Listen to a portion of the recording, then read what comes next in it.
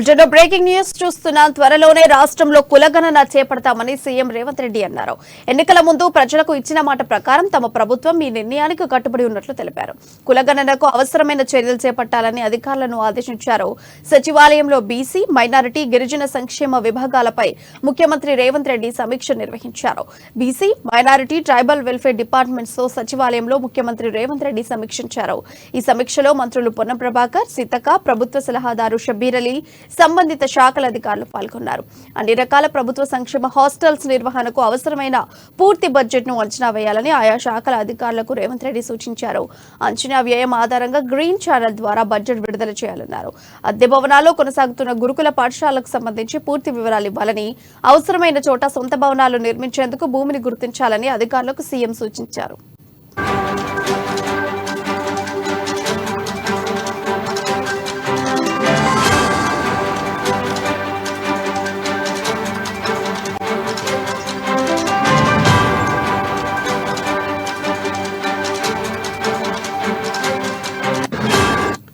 త్వరలోనే రాష్ట్రంలో కులగణన చేపడతామని సీఎం రేవంత్ రెడ్డి అన్నారు. ఎన్నికల ముందు ప్రజలకు ఇచ్చిన మాట ప్రకారం తమ ప్రభుత్వం ఈ నిర్ణయానికి కట్టుబడి ఉన్నట్లు తెలిపారు. ఇక కులగణనకు అవసరమైన చర్యలు చేపట్టాలని అధికారులను ఆదేశించడం జరిగింది. ఈ అంశానికి సంబంధించిన అప్డేట్స్ మా ప్రతినిధి రాంబాబు లైవ్ ద్వారా తెలియజేస్తారు. రాంబాబు, చెప్పండి, అప్డేట్స్ ఏంటి? ప్రియా, ముఖ్యమంత్రి రేవంత్ రెడ్డి కీలక ప్రకటన చేశారు. రాష్ట్రంలో కులగణన చేపడతామని చెప్పడం జరిగింది. బీసీలు గత కొన్నేళ్లుగా ఇటు కులగణన చేపట్టాలని చెప్పేసి వివిధ పార్టీలు, బీసీ సంఘాల నేతలు పెద్ద ఎత్తున ఆందోళన చేస్తూ ఉన్నారు. ఇటు దేశంలో కానీ రాష్ట్రంలో కానీ కులగణన చేపట్టాలని చెప్పేసి డిమాండ్ రోజు రోజుకు పెరిగిపోతా ఉన్నది. ఇప్పటికే భారతదేశంలో 56% పైగా ఉన్నటువంటి ఈ యొక్క కులగణనకు సంబంధించినటువంటి జనాభాకు సంబంధించి కులగణన చేపట్టాలని చెప్పేసి డిమాండ్ కొనసాగుతున్నటువంటి నేపథ్యంలోనే ఈ రోజు రేవంత్ రెడ్డి చేసినటువంటి ఈ ప్రకటన మొత్తం కొంత బీసీలకు సానుకూలంగా ఉన్నట్టు చెప్పుకోవాలి. ఎందుకంటే 70 కోట్ల మంది భారతదేశంలో ఉన్నటువంటి బీసీలకు అసలు కుల జనగణన ఇంతవరకు ఎంతమంది ఉన్నారనేది తేల్చకపోవడం, కులాల వారీగా వాళ్ళ లెక్కలు ఇవ్వకపోవడం కూడా కొంతవరకు ఇది పూర్తిగా ఈ బీసీలనైతే ఇటు కేంద్ర ప్రభుత్వం కానీ రాష్ట్రంలో ఉన్నటువంటి ప్రభుత్వాలు కానీ పట్టించుకోవాలని చెప్పేసి ఆరోపణలు చేస్తూ ఇటు కుల సంఘాలు అయితే పెద్ద ఎత్తున ఆందోళన చేశాయి. ఈ నేపథ్యంలోనే రాజకీయ పార్టీలు కూడా కొన్ని రాష్ట్రాల్లో కులగణన చేపడతామని కూడా చెప్తా ఉన్నాయి. మరొక వైపు ఈ రోజు అయితే బీహార్లో కులగణన ఇటు నితీష్ కుమార్ ప్రభుత్వం కూడా కులగణన చేపట్టింది.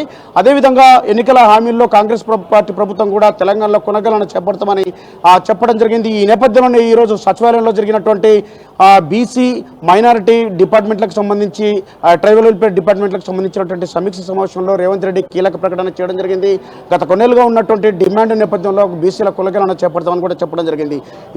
బీసీల కులగణన చేపట్టడంతో ఇంతవరకు కూడా రిజర్వేషన్ల ప్రక్రియ పూర్తి స్థాయిలో బీసీలకు అందడం లేదని చెప్పేసి కులగణన చేపడితే రిజర్వేషన్లు కూడా పెరుగుతాయని చెప్పేసి జనాభా ప్రాతిపదికన కూడా ప్రాతిపదికన కూడా ఈ రిజర్వేషన్లు వస్తాయని చెప్పి బీసీలు భావిస్తూ ఉన్నటువంటి నేపథ్యంలో ఈ కులగణన చేపట్టాలని డిమాండ్ ఊపందుకున్న నేపథ్యంలో రేవంత్ రెడ్డి ప్రకటన మాత్రం ఇటు బీసీ వర్గాలకు ఏదైతే కులగణన చేపట్టాలని చెప్పేసి డిమాండ్ చేస్తున్నటువంటి వర్గాలకైతే మాత్రం ఊరటనిచ్చిందని చెప్పుకోవాలి. మొత్తానికైతే ఎన్నికల హామీలో ఇచ్చినటువంటి రేవంత్ రెడ్డి ఇచ్చినటువంటి ప్రకటన మేరకు ఈ యొక్క కులగణన చేపట్టాలని చెప్పి దానికి అధికారులను కూడా ఆదేశాలు జారీ చేయడం జరిగింది. వాళ్ళు ఏ పద్ధతిలో అంటే దీన్ని కులగణనకు కావాల్సినటువంటి అవసరమైనటువంటి అన్ని వనరులను ఉపయోగించుకొని కులగణన మాత్రం పూర్తి చేయాలని చెప్పేసి కూడా దానికి విధి విధానాలను కూడా ప్రకటించాలని చెప్పేసి కూడా ఆదేశాలు అయితే జారీ చేయడం జరిగింది. మొత్తానికైతే ఈరోజు బీసీ, ట్రైబల్ వెల్ఫేర్, మైనార్టీ డిపార్ట్మెంట్లకు సంబంధించినటువంటి సమీక్ష సమావేశంలో ఇటు ఓవర్సీస్ స్కాలర్షిప్లకు సంబంధించి కూడా వీటి యొక్క మెస్ ఛార్జీలను వీటన్నిటి కూడా పెంచాలని చెప్పేసి ముందుగా ఓవర్సీస్ స్కాలర్షిప్ సంబంధించినటువంటి ముఖ్యమైనటువంటి ఎక్కడైతే విద్యార్థులకు లేకపోతే ఎక్కడైతే చదువుకోవాలనుకుంటున్నారో వాళ్ళందరూ కూడా మెరుగైనటువంటి టాప్ కాలేజీల్లో, టాప్ విద్యా సంస్థల్లో వీళ్ళకు స్కాలర్షిప్లు ఇచ్చే విధంగా ప్రయత్నాలు చేస్తామని చెప్పేసి, అదేవిధంగా మెరుగైనటువంటి స్కాలర్షిప్లు ఇప్పటికే ఆ స్కాలర్షిప్లు క్లాస్ లెవెల్లో కూడా అంటే ఇంటర్ కానీ లేకపోతే హై స్కూల్ లెవెల్లో కానీ లేకపోతే డిగ్రీ లెవెల్లో ఉన్నటువంటి ఈ స్కాలర్షిప్లను కూడా పెంచాలని చెప్పేసి ప్రభుత్వం నిర్ణయించింది. అది ఏ స్థాయిలో పెంచాలని చెప్పేసి కూడా ప్రభుత్వం అయితే ఒక ఆలోచన చేస్తూ ఉంది. ఇప్పుడే కళ్యాణ మస్తుకు సంబంధించినటువంటి అంశంలో కూడా ఇటు తులం బంగారం, ఇటు ₹1,00,000 దానికి సంబంధించి కూడా విధి విధానాలను అయితే ప్రకటించాలని చెప్పేసి అధికారులకు ఆదేశాలు జారీ చేయడం జరిగింది. మరొక వైపు పక్కా భవనాలు, అదేవిధంగా విద్యార్థులకు ఎక్కడైతే హాస్టల్ వసతులు లేదో హాస్టల్ వసతులు కూడా కల్పించాలని చెప్పేసి హాస్టల్ వసతులకు అంటే అద్దె భవనాల్లో కొనసాగుతున్నటువంటి భవనాలకు పక్క భవనాలు కూడా నిర్మించాలని చెప్పి దానికి బడ్జెట్లో ఎంత ఖర్చు అవుతుందో కూడా దానికి విడివిడిగా దానికి సంబంధించినట్టు మొత్తం కూడా ప్రతిపాదనలు కూడా పంపాలని చెప్పేసి చెప్పడం జరిగింది. మొత్తానికైతే ఇటు రేవంత్ రెడ్డి సర్కార్ అయితే ఇటు బీసీలకు సంబంధించినటువంటి అంశాలు కులగణనకు సంబంధించి కానీ లేకపోతే విద్యార్థులకు సంబంధించినటువంటి హాస్టల్ సౌకర్యాలు కానీ లేకపోతే వాళ్ళకి సంబంధించినటువంటి ఇతరత్ర వసతులు కానీ ఓవర్సీస్ స్కాలర్షిప్లు కానీ మెస్ ఛార్జీలు కానీ వీటన్నింటిపైన ఇటు వెంటనే చర్యలు చేపట్టాలని చెప్పేసి ఈ యొక్క బడ్జెట్లోనే దీనికి సంబంధించి ప్రతిపాదనలు కూడా రూపొందించాలని చెప్పి ఆదేశాలు అయితే జారీ చేయడం జరిగింది. ప్రియా బాబు, ఈ సమీక్ష తర్వాత ప్రభుత్వం యొక్క తదుపరి కార్యాచరణ ఎలా ఉండబోతోంది? మొత్తంకంటే ఈ సమీక్ష తర్వాత ఇప్పుడైతే జరిగినటువంటి సమీక్ష తర్వాత అధికారులకైతే ఒక ఆదేశాలు అయితే జారీ చేయడం జరిగింది. వాళ్ళందరినీ కూడా ఈ కుల జనగణనకు సంబంధించినటువంటి అంశంలో విధి విధానాలను కూడా రూపొందించాలని చెప్పేసి వెంటనే ఈ ప్రక్రియకు చేపట్టేందుకు కావాల్సినటువంటి ఏ వనరులు కావాలో వాటన్నిటికీ వివరాలు కూడా తెలియజేయాలని చెప్పేసి చెప్పడం జరిగింది. అంటే ఆ కుల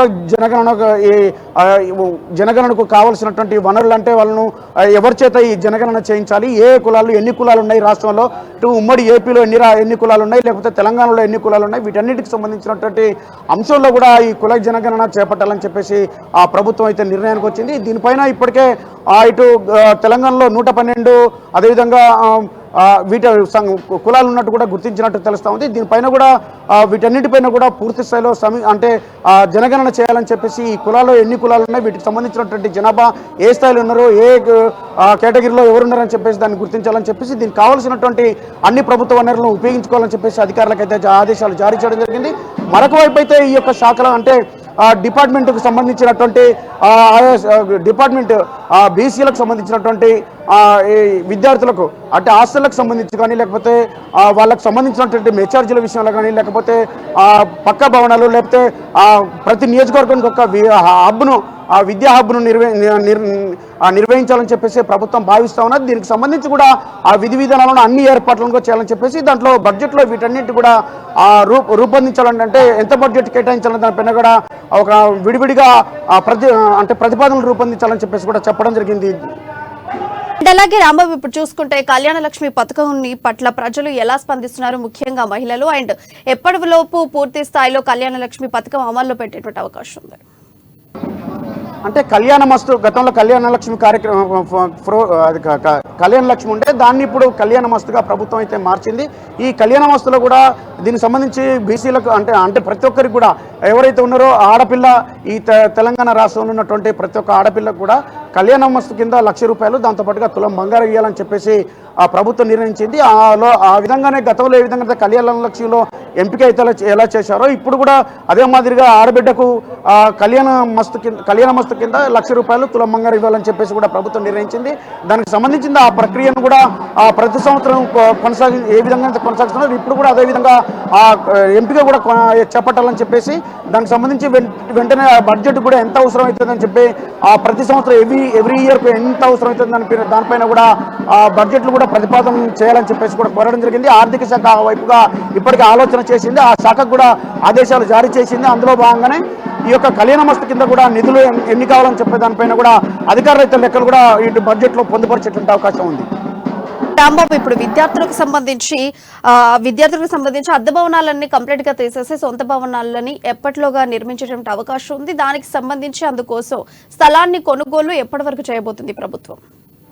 అంటే నియోజకవర్గానికి ఒక పైలట్ ప్రాజెక్ట్ కింద ఒక అన్ని గురుకులాలను ఒకే దగ్గరికి తీసుకొచ్చి అన్నిటి కూడా ఒక గ్రౌండ్ ఉండే విధంగా అన్ని 4 గురుకుల సంస్థలకు సంబంధించి ఒకే గ్రౌండ్ పెద్ద గ్రౌండ్ ఉండే విధంగా ఆ గురుకుల విద్యార్థులందరూ కూడా ఒకే గ్రౌండ్లో ఆడే విధంగా వాళ్ళందరూ కూడా ఒక విద్యా హబ్ను ఏర్పాటు చేయాలని చెప్పేసి ప్రభుత్వం భావిస్తుంది. పైలట్ ప్రాజెక్ట్ కింద ముందుగా కొడంగల్లో దీన్ని ఏర్పాటు చేయాలని చెప్పేసి రేవంత్ సర్కార్ భావిస్తూ ఉన్నది.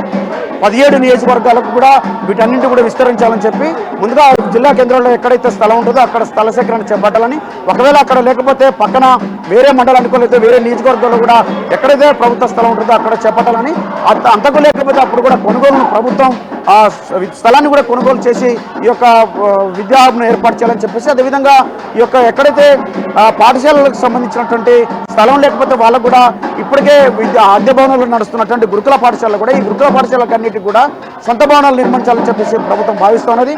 ఈ సొంత భవనాలకు సంబంధించినటువంటి కావలసినటువంటి స్థల సేకరణ కూడా చేపట్టాలని చెప్పేసి అధికారులకు ఆదేశాలు జారీ చేయడం జరిగింది. ప్రియా, అలాగే రాంబాబు, ఇప్పుడు చూసుకుంటే కాంగ్రెస్ ప్రభుత్వంలో 6 గ్యారంటీలని ఖచ్చితంగా 100 days లో కంప్లీట్ చేస్తామని చెప్పినటువంటి కాంగ్రెస్ ప్రభుత్వం ఇప్పటి వరకు 2 మాత్రమే చేయడం జరిగింది. మిగిలిన 4 గ్యారంటీలు ఎప్పటిలో కంప్లీట్ చేసేటువంటి అవకాశం ఉంది? ఎప్పటిలోగా ఇంప్లిమెంట్ చేయబోతోంది? ఇప్పటికైతే 2 గ్యారెంటీలను అయితే ప్రభుత్వం అమలు చేస్తుంది. మరి 4 గ్యారెంటీలను కూడా ఈ ఫిబ్రవరి 3వ వారం నుండి అమలు చేయాలని చెప్పేసి ప్రభుత్వం భావిస్తోంది. ఫిబ్రవరి 2వ వారంలో బడ్జెట్ సమావేశాలను ఏర్పాటు చేయాలని చెప్పేసి భావిస్తూ ఉన్నది. బడ్జెట్ సమావేశంలో వీటి అన్నింటికి సంబంధించి ఇప్పటికే ఈ యొక్క పథకాలకు సంబంధించి ఏ పథకానికి అంటే 6 గ్యారెంటీలకు సంబంధించి కానీ వివిధ ఇచ్చినటువంటి ఎన్నికల హామీలకు కానీ వీటన్నింటికి ఎంత ఖర్చు అవుతుంది, ఆ విడివిడిగా ప్రతిపాదనలు పంపమని చెప్పేసి ఆర్థిక శాఖ ఇప్పటికే ఆయా శాఖలకైతే ఆదేశాలు జారీ చేయడం కాకుండా ఆ ప్రతిపాదనలు కూడా తీసుకుంటా ఉన్నది. గత వారం రోజుల వరకు కూడా బట్టి విక్రమార్క నేతృత్వంలో ఇప్పుడు వివిధ శాఖలకు సంబంధించి బడ్జెట్ సమీక్ష సమావేశాలు జరిగినాయి. ఈ రోజు నుండి రేవంత్ రెడ్డి కూడా ముఖ్యమంత్రి వివిధ శాఖలకు సంబంధించి సమీక్ష చేస్తూ ఉన్నారు.